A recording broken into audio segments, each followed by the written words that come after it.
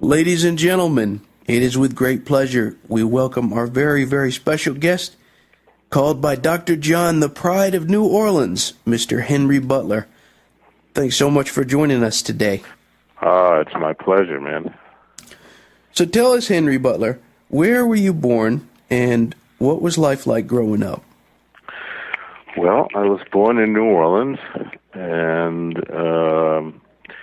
I was born in the Central City area, which was sort of like the hood, and real ghetto area. There were lots of musicians and lots of people practicing, and as I was growing up, I used to, when I was a little boy, I'd pass by bars and hear people practicing in them, and pass by houses and hear live music coming from them. It was a very different time. People really loved the music down there. I really didn't know when I was a kid, I didn't know really the difference between, jazz and, rhythm and blues. And I mean, I knew that, there was more singing in one style than the other, but we didn't really dwell on the various labels. And then, of course, when I was a little older and I'd left New Orleans to go to school, I realized that New Orleans was really a lot more special than I could have ever known. And the fact that people down there just saw all of it as music, and not only that, but the musicians in the city developed in a way that they could play in all the styles, because they didn't really care about the labels. They didn't, and in those days of antiquity, we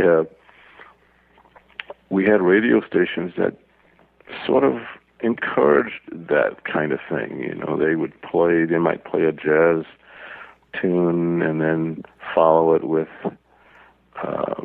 they might play a jazz tune, say, by the AFO, which was one of the groups down there, with Ellis and Ellis Marcellus, Harold Batiste, Tammy Lynn was part of that, Ed Blackwell, and then they would follow it maybe with something like a Barbara George, like I Know, which was considered a rhythm and blues piece. And they might even follow that with something religious. That's just the way it was. So by the time I was, 18, 19, going off to college, still in Louisiana at the time, it really didn't matter what we played. It was all part of the whole musical scene. It was just part of the heritage.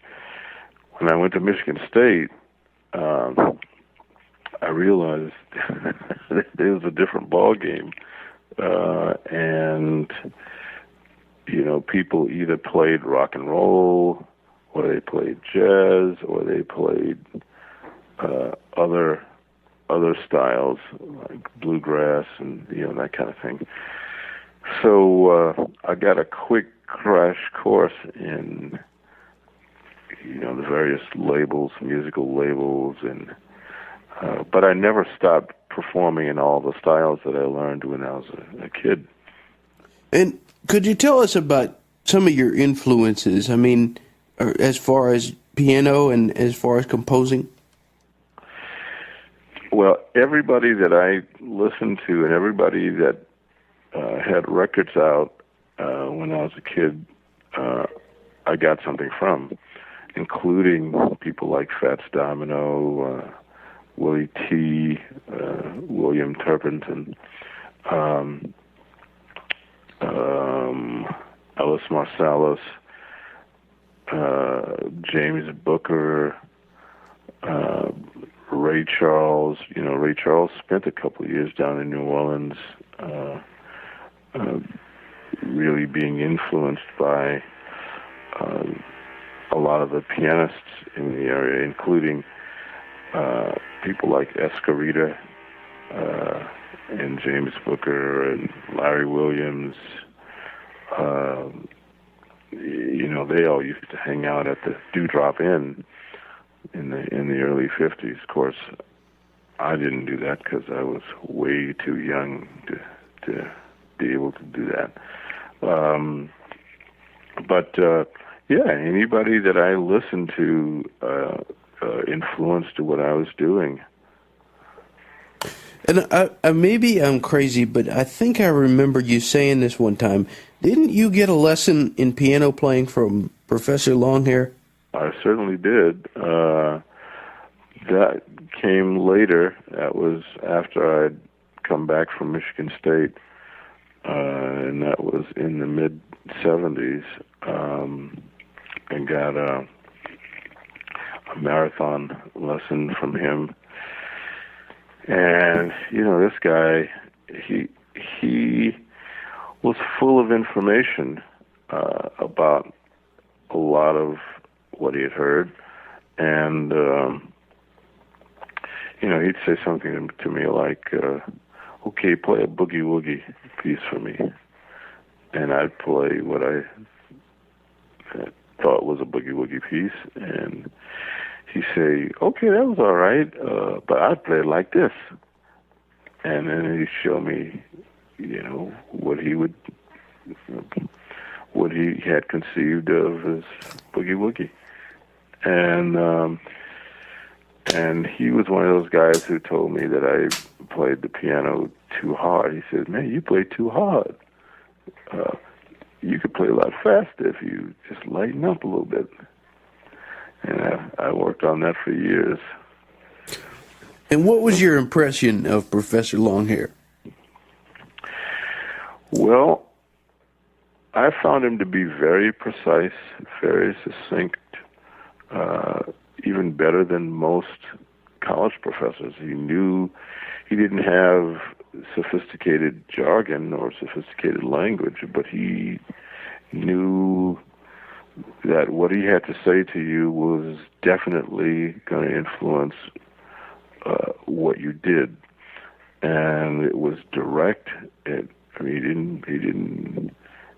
He was just really honest about what he heard, and he was not only able to demonstrate what he wanted me to do at the time, which, that in and of itself is better than a lot of college professors. Wow. Well, it's funny because it's great to get a chance to talk to you, because I've interviewed a lot of piano players, and a lot of times when I ask, what is your favorite piano player, or which piano player has influenced you the most, the name Henry Butler has come up quite a bit. So now I get to ask you, who is your favorite piano player?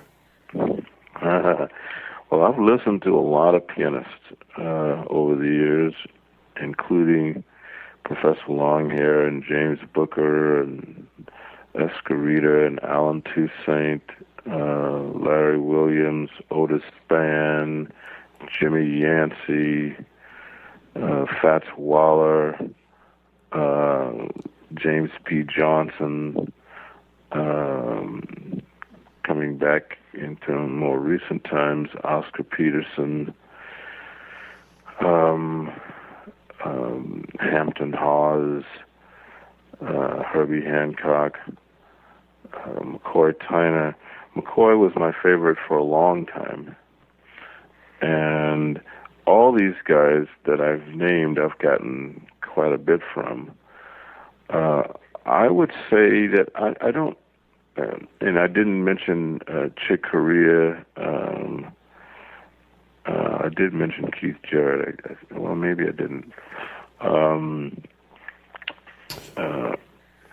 But, as I think about all these guys, I can't say that I really have a favorite at this point in my life. I like I like all those guys for different reasons. I mean, they all bring something different to the table, and that is what I appreciate about the individuality that comes with being a great musician, or at least being a great musical personality.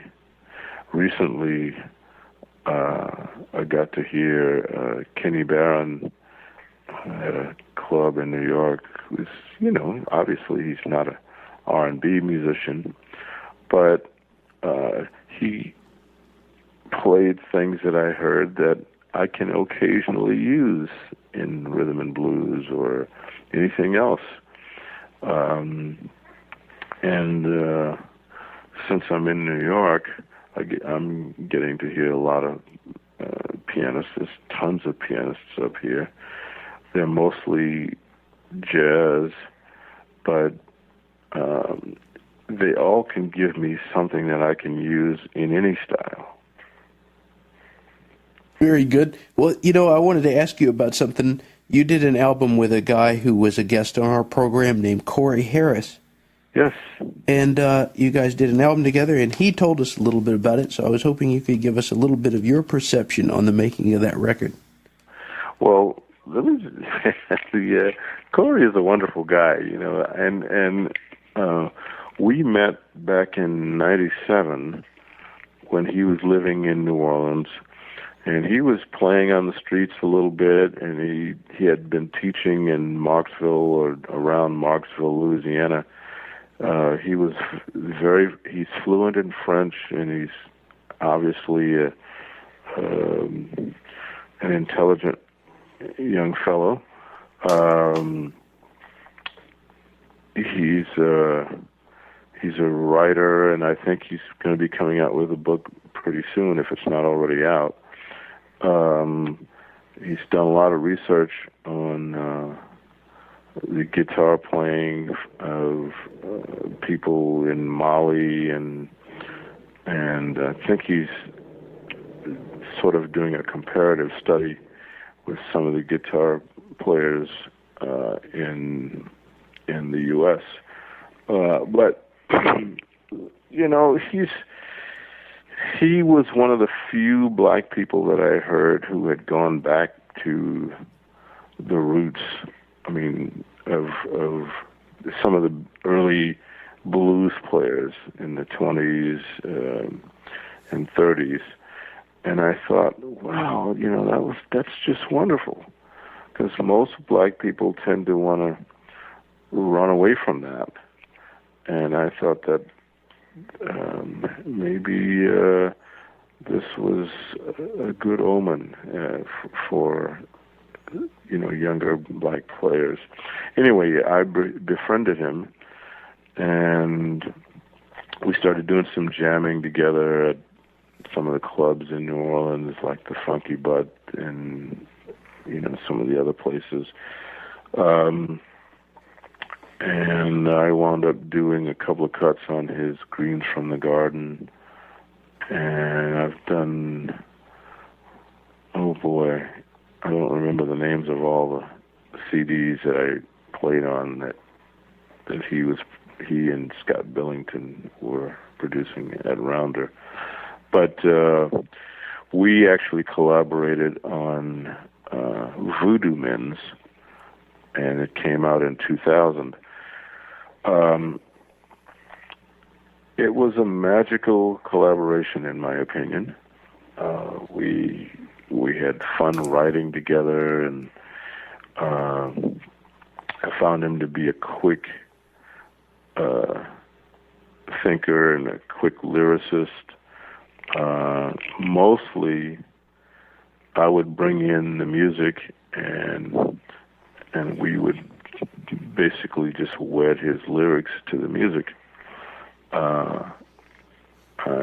And we went into we went into Dockside in around Lafayette and recorded the CD in 2000, and I think it was early 2000, and it came out April or May or something like that.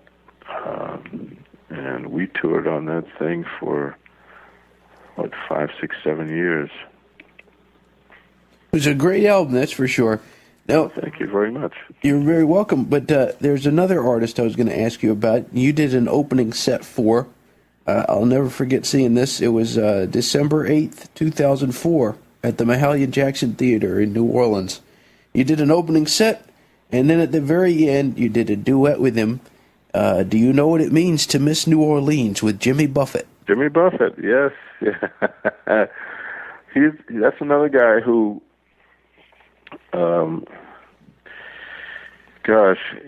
a lot of people become popular doing one thing or another, and people don't know, their fans don't know how deep they are musically.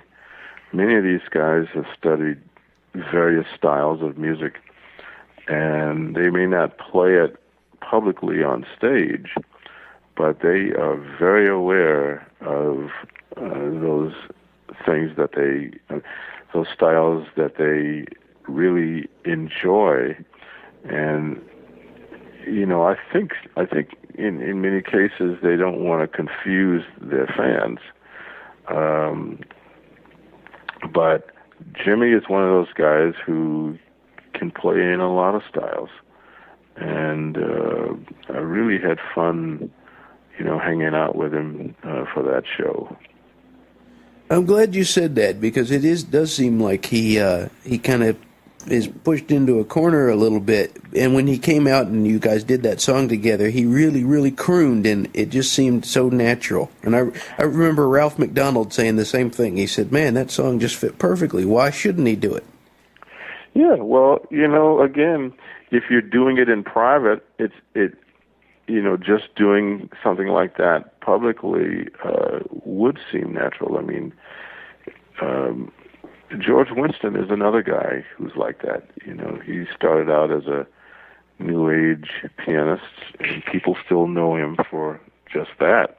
But when you get real close to him and you spend some time with him, you realize that, man, this guy can play in the James Booker style. He plays guitar. He started recording all these flat key players, and he learned how to play in that style. And he plays harmonica, plays not only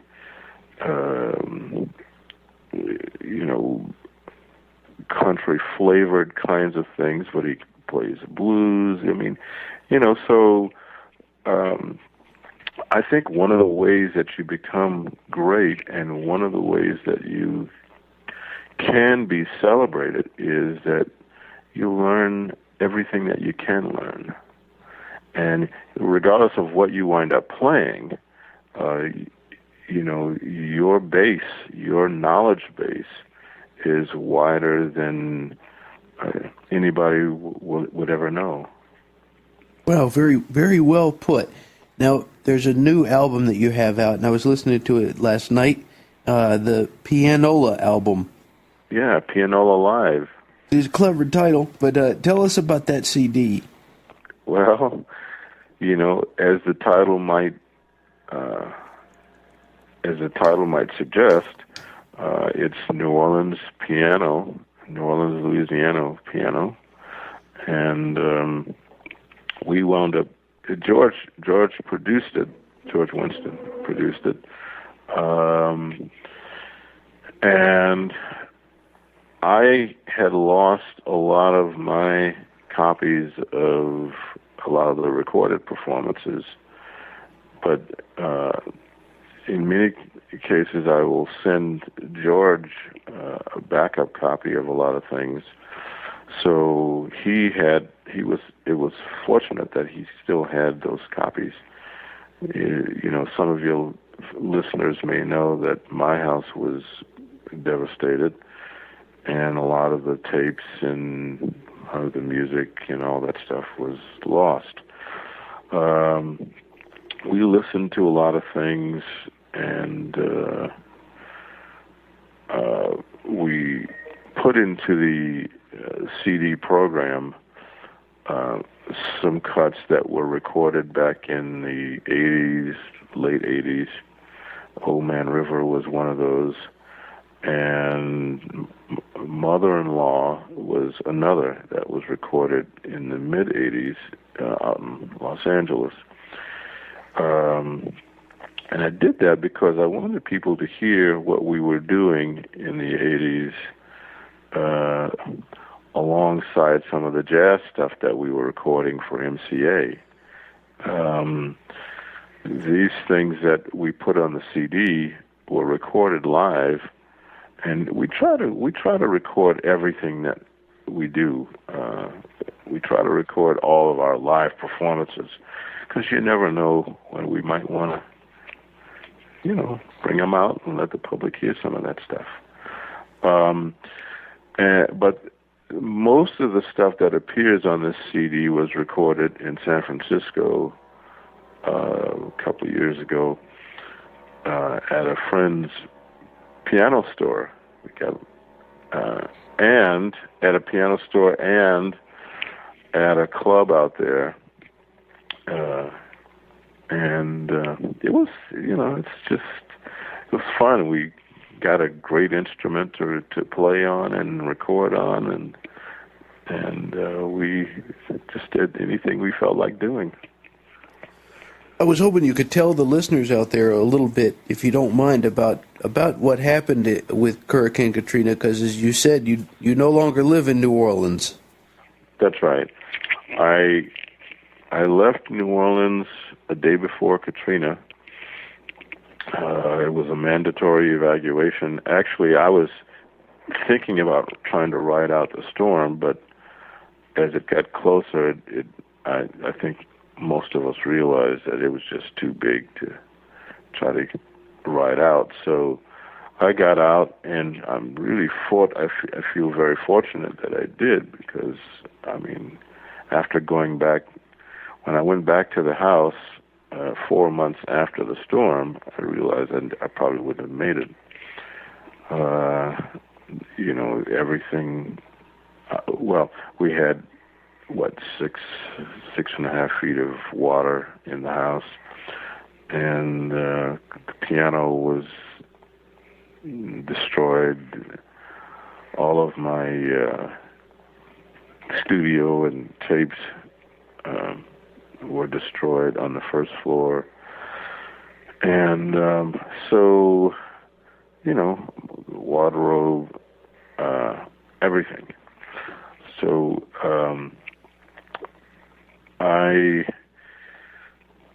tried to get my insurance to take care of at least the homeowner's part, and we're still suing those guys. I'm sure they're hoping that we'll just drop out, but my not being a quitter, we're just going to keep it open, keep the suit open.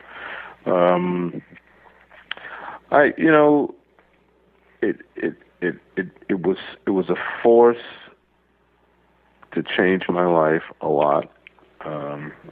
It made me realize that maybe I was too attached to possessions and that kind of thing. And after Katrina, I moved to Colorado, and I stayed there for almost 4 years, about 4 years. And within the last few months, I moved to New York, and I still feel like I'm in recovery, from Katrina. And it's one of those situations where I don't know if, hopefully I'll fully recover from that. But I'm still discovering things that we lost, and trying to replace some of those things. Well, the reason I brought all that up is I wanted to let all the listeners know that by the time that this interview is airing, I'm going to be walking on foot 330 miles from Panama City Beach all the way to Wow. New Orleans to raise money for all the Hurricane Katrina victims that after 5 years, there's still a lot of people down there that they're still not on their feet. Yes, and that's very true. The city itself has done very little to help those people, while at the same time, many people have been moving into New Orleans and getting grants from various sources. So go figure that. It's amazing to me how a city can just totally neglect people who were born there and had houses, owned houses, and really took care of themselves, and they just won't do anything to help them. Although it's not. I would say that it's not that they're just not wanting to help them. They're just, in many cases, just being negligent and incompetent. And the politicians, what can you say? They're just, especially the ones that were in office at the time of Katrina, they were really not just incompetent, but retarded. I mean, both on the national, state, and local level. Yeah. And they're still trying to get rid of that mayor down there. Yeah.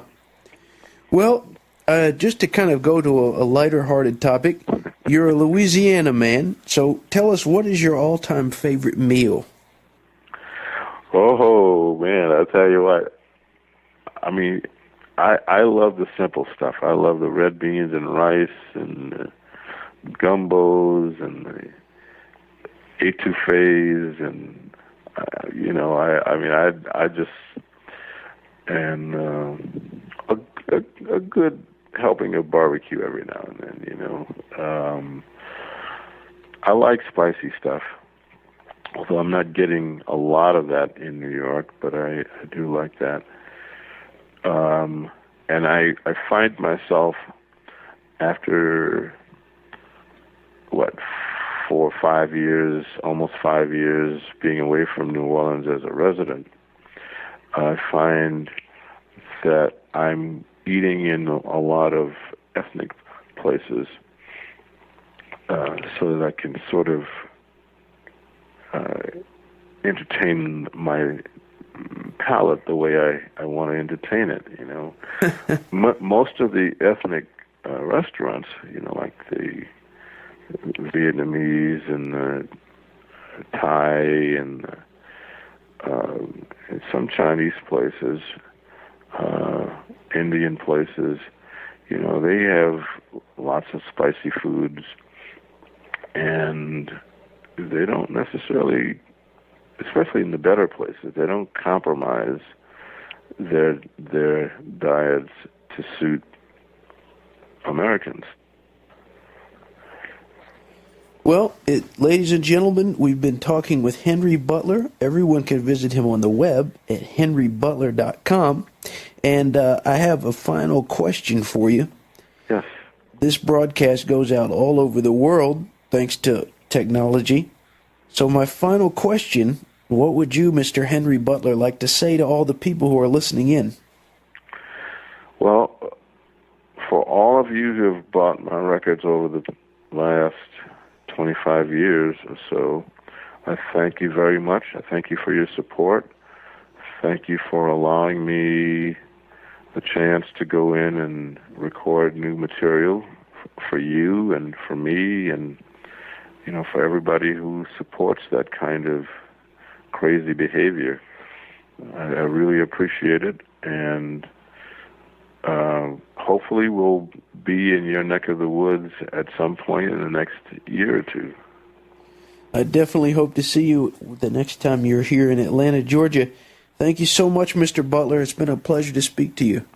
Thank you, Paul. My pleasure, man. God bless. Same to you. Bye-bye. Bye-bye.